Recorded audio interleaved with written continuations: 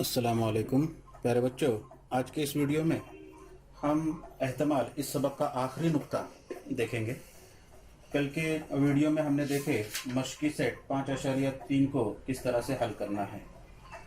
ठीक है, आज हम देखेंगे वक़्वा का एहतमाल।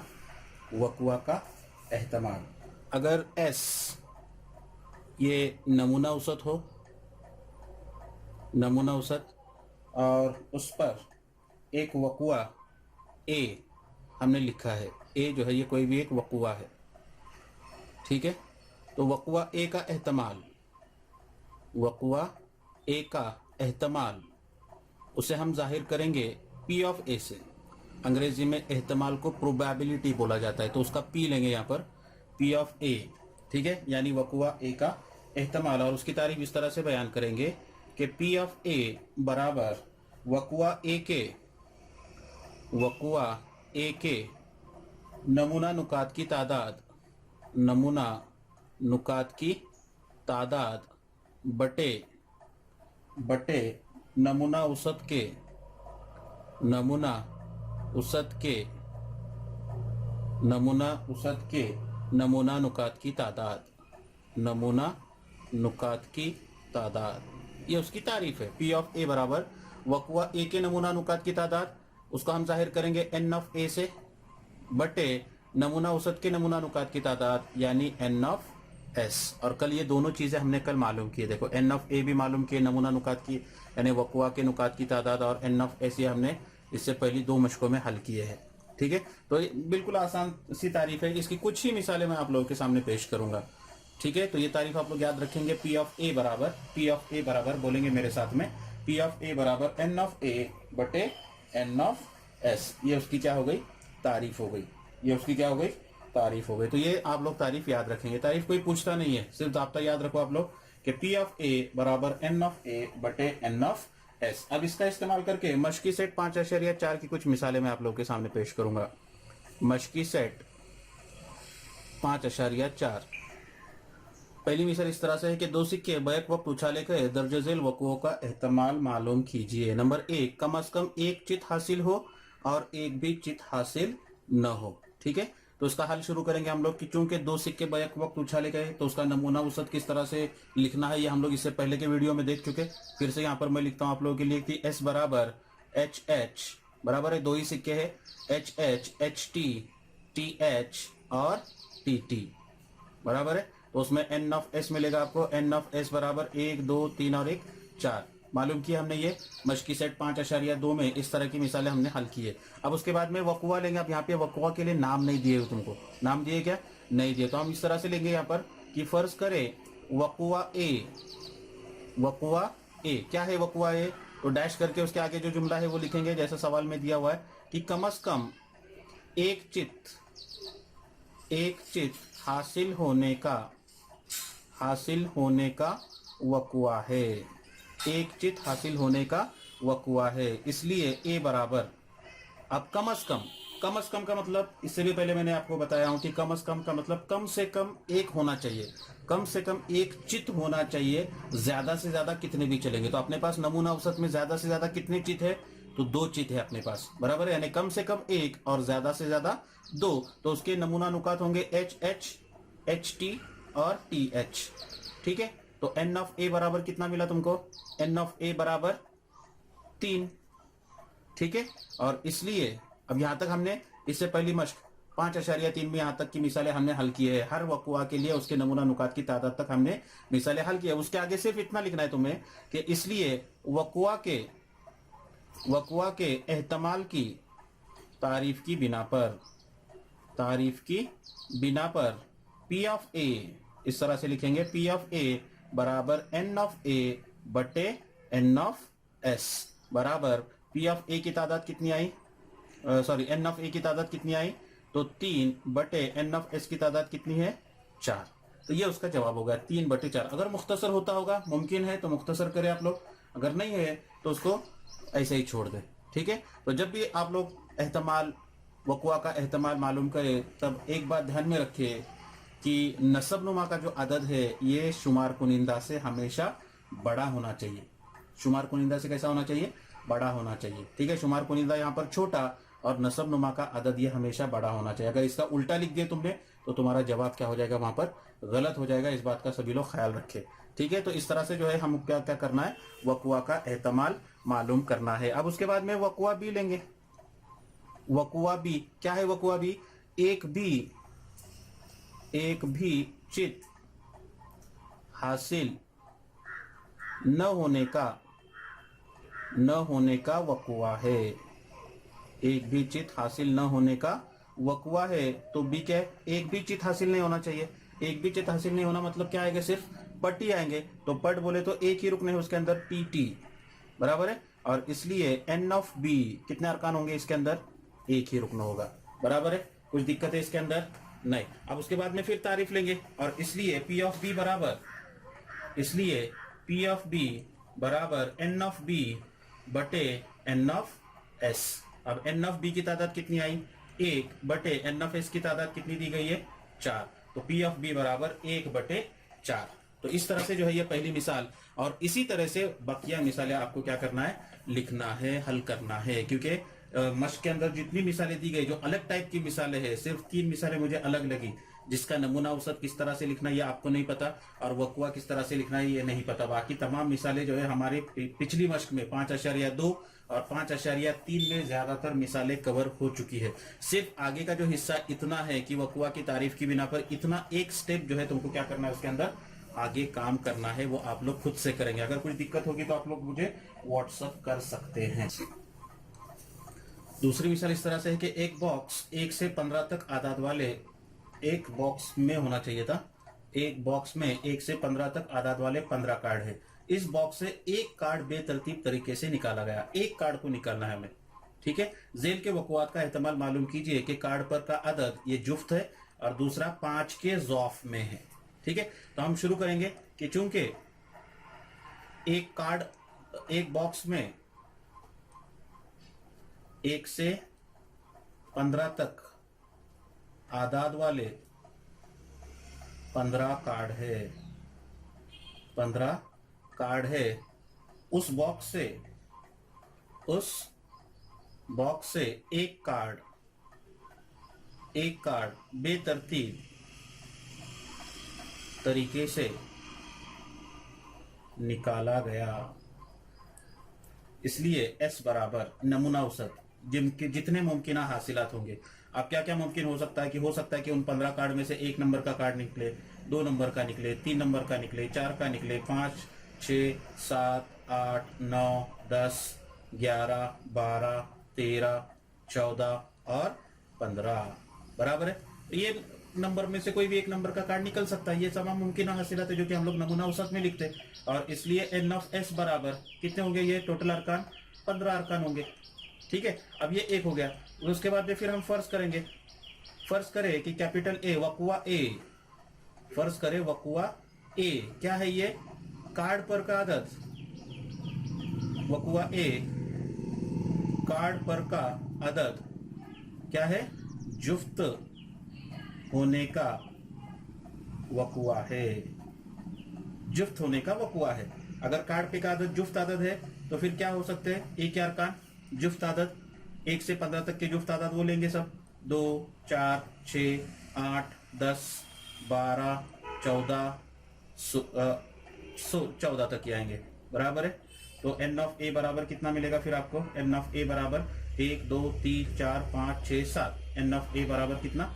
7। और इसलिए फिर लिखेंगे आगे वकुआ के एहतमाल की तारीफ की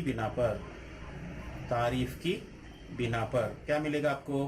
पी ऑफ ए बराबर एन ऑफ ए बटे एन ऑफ एस बराबर एन ऑफ ए की कीमत आएगी 7 बटे एन ऑफ एस की कीमत आएगी 15। मुख्तसर होता नहीं, यही तुम्हारा फाइनल जवाब होगा। ठीक है, उसके बाद में वकुआ बी नंबर 2 के लिए वकुआ बी क्या है?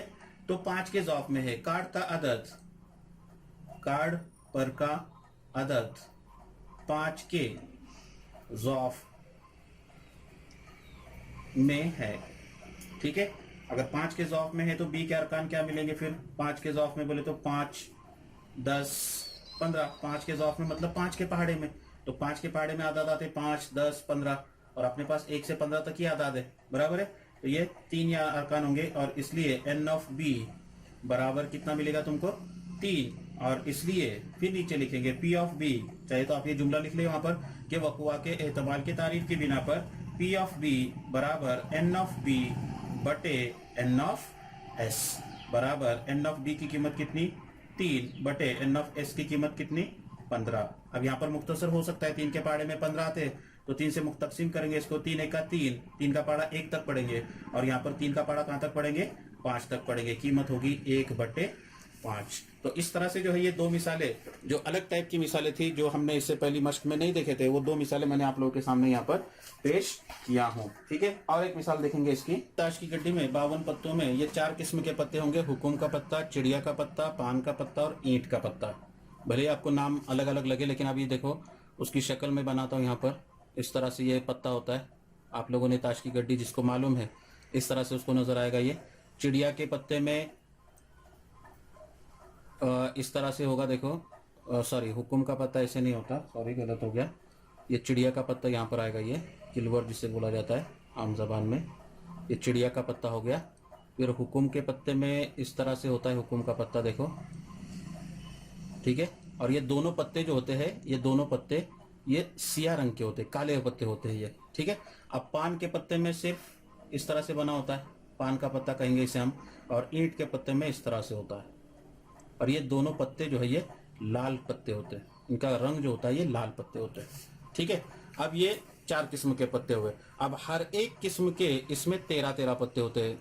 हुक्म के 13 पत्ते होंगे, चिड़िया के 13 पत्ते होंगे, पान के 13 पत्ते होंगे और ईंट के 13 पत्ते होंगे, ठीक है। अब ये 13 पत्तों को किस तरह से तकसीम किया गया, तो 13 पत्तों में एक इक्का होता है, एक क्या होता है, इक्का होता है, ठीक है। उसके बाद में 2 से लेकर 2 से 10 तक ये नंबर वाले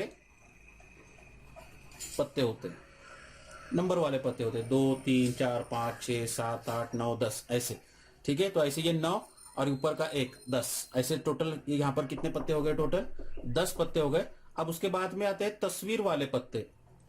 कैसे पत्ते, तस्वीर वाले पत्ते। अब तस्वीर वाले पत्तों में कौन कौन शुमार होता है, तो एक होता है राजा, ठीक है, दूसरी होती है रानी और तीसरा जो पत्ता होता है वो होता है गुलाम का।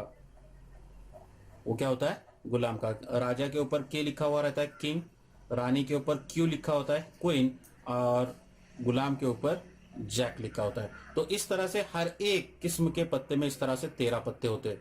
हर एक पत्ते में एक इक्का होगा, हर एक पत्ते में 2 से 10 तक नंबर वाले पत्ते होंगे, हर एक पत्ते में राजा होगा, रानी होगी और गुलाम होगा, है ना। और ये राजा, रानी, गुलाम, इन 3 पत्तों को तस्वीर वाले पत्ते कहा जाता है। इक्का जो है ये ना तो तस्वीर वाले पत्तों में शुमार होता है और ना ही नंबर वाले पत्तों में शुमार होता है, इस बात का ख्याल रखेंगे, ठीक है। तो इस तरह से हर एक किस्म के 13, तो 13 ज़रब 4 करेंगे तो 13 चौक 52, इस तरह से ये 52 पत्तों की पूरी ताश की गड्डी तैयार होती है, ठीक है। अब इसका इस्तेमाल करके हमको ये मिसाल क्या करनी है, हल करनी है। तो यहाँ पर मिसाल इस तरह से दी हुई है कि अच्छी तरह खलत मलत यानी मिक्स किए हुए, खलत मलत किए हुए मतलब कैसे, अच्छी तरह से उन पत्तों की गड्डी को, ताश की गड्डी को जो है वो क्या किया गया है, वहां पर मिक्स किया गया है। तो खलत मलत किए गए 52 पत्तों की गड्डी से कोई एक पत्ता निकाला गया तो मंदरजा झेल वक़्वा का एहतमाल मालूम कीजिए, ठीक है। तो इसका हल इस तरह से लेंगे, यहाँ पर नमूना औसत क्या है अपना, एस है, ठीक है। और इसलिए एन ऑफ एस बराबर, अब कितने पत्तों की गड्डी अपनी, 52 पत्तों की ताश की गड्डी है, तो एन ऑफ एस बराबर कितना। अब यहाँ पर 52 हम उसको जाहिर नहीं कर सकते कि हुकुम के 13 पत्ते, चिड़िया के, पान के, ईंट के, ये सब वहां पर लिखना मुमकिन नहीं है, इसलिए हम डायरेक्ट लिखेंगे कि एन ऑफ एस बराबर कितना है, वहां पर 52 है, ठीक है। उसके बाद में फिर फर्ज करें, वक़्वा लेंगे, फर्ज करें नंबर 1 वक़्वा ए, क्या है वक़्वा ए, हासिल होने वाला पत्ता ये इक्का है, हासिल होने वाला पत्ता ये क्या है, इक्का है, हासिल होने वाला पत्ता इक्का है। तो ए बराबर एन ऑफ ए बराबर, इसमें भी हम लोग नहीं लिख सकते, डायरेक्ट लेंगे, हासिल होने वाला पत्ता इक्का है। तो अब इक्के कितने होते हैं, इक्के कितने होते हैं बोलो, हाँ यहाँ पर हुकुम का एक इक्का मिलेगा, चिड़िया का एक इक्का मिलेगा, पान का एक इक्का मिलेगा और ईंट का एक इक्का मिलेगा। मिलेगा कि नहीं मिलेगा गड्डी में? ऐसे एन ऑफ ए बराबर कुल कितने मिलेंगे? 4 मिलेंगे। और फिर लिखेंगे नीचे, इसलिए वकुआ के एहतमाल की तारीफ की बिना पर, एहतमाल की तारीफ की बिना पर पी ऑफ ए बराबर एन ऑफ ए बटे एन ऑफ एस बराबर 4/52। अगर मुख्तसर होता होगा तो मुख्तसर करेंगे, 4 एका 4, हाँ, फिर यहाँ पर 4 एका 4, 1 बचा, 12 हो गए, 4 तिया 12, कीमत आएगी 1/13। ठीक है, ये हो गई पहले का हल। उसके बाद में नंबर 2, वकुआ बी। अब वकुआ बी क्या है कि हुकुम का पत्ता हासिल होता हो, हुकुम का पत्ता हासिल होता हो या होता है, इसलिए एन ऑफ बी बराबर, अब हुकुम के पत्ते कितने हैं देखो, हुकुम के पत्ते कितने होंगे, हुकुम के पत्ते टोटल के कुल कितने होंगे? 13 होंगे। इसके अंदर कोई शर्त नहीं है, सिर्फ हुकुम का पत्ता हो, फिर वो इक्का भी हो सकता है, 2 से 10 नंबर वाले आदाद में से भी हो सकता है, या फिर तस्वीर वाले पत्तों में से भी वो हो सकता है। ऐसे 13 पत्तों में से कोई भी पत्ता हो सकता है। तो एन ऑफ बी बराबर कितना लेंगे? यहाँ पर 13 लेंगे। और इसलिए पी ऑफ बी बराबर एन ऑफ बी बटे एन ऑफ एस बराबर 13 बटे कितना? ये 52। फिर 13 से मुख्तसर करो तो 13 1 के 13, 13 चौक 52, कीमत आएगी 1/4। तो इस तरह से जो है ये दूसरी मिसाल को क्या करना था, हमको हल करना था। अब कुल मिसालें तुम्हारे किताब में जो दी गई है वो कुल 5 मिसालें दी गई है। 5 में से मैंने यहाँ पर 3 मिसालें आप लोगों के सामने पेश किया हूँ। बकिया जो 2 मिसालें दी गई है वो 2 मिसालों की तरह मिसालें जो हमने 5.3 इस मश्क में उसका नमूना औसत किस तरह से लिखना है, उसके बाद में वकुए किस तरह से लिखना है वो देखे। उसके बाद में सिर्फ इतनी तारीफ का इस्तेमाल करके आपको उनका क्या करना है, एहतमाल मालूम करना है। तो इस तरह से बहुत ही आसान सबक जो है आज यहाँ पर हमारा क्या हुआ है, खत्म हुआ है। इंशाल्लाह कल से जो है हम लोग आखिरी सबक शुमारियात जो है वो शुरू करेंगे। अगर आपको इस सबक में जो कोई भी दिक्कत हो तो आप लोग मुझे व्हाट्सअप कर सकते हैं, फ़ोन कर सकते हैं। इंशाल्लाह आपकी तमाम जो भी इसके ताल्लुक से जो भी आपके डाउट्स होंगे इंशाल्लाह क्लियर करने की मैं पूरी कोशिश करूँगा। अभी स्कूलें ऑनलाइन तकरीबन सबकी शुरू हो चुकी है ना। अपने दोस्त बिरादर से इस वीडियो की लिंक को ज़रूर शेयर करें ताकि ज़्यादा से ज़्यादा बच्चे जो है इस वीडियो का, इन तमाम वीडियो का, है ना, तकरीबन सिलेबस अभी ख़त्म होने को है। मुश्किल से मेरे 4 सबक अभी बचे हुए, सिर्फ 3 से 4 सबक बचे हुए, है ना, वो जल्द ही मुकम्मल हो जाएंगे। और आपके पास भरपूर वक्त है। जिन्होंने बाकायदा तौर पर जो है इन वीडियो का मुताला किया होगा तो उनके पास बहुत ही वक्त है कि वो अच्छी तरह से मश्क करे इन तमाम वीडियो की, तमाम मिसालों की, है ना। अच्छी तरह से वीडियो को बार बार देखे और अच्छे से अच्छे नंबरात से जो है वो मैथ्स के अंदर आप लोग हासिल करें। अगर एक बच्चा भी अगर आउट ऑफ मार्क्स लेकर अगर अच्छे नंबरात से अगर कामयाब होता है तो मेरी ये कोशिश जो है मैं समझूंगा कि मेरी पूरी हो गई। ठीक है, तो इस तरह से जो है आप लोग क्या करें, अपने जो भी डाउट्स होंगे आप लोग मुझसे शेयर कर सकते हैं। शुक्रिया।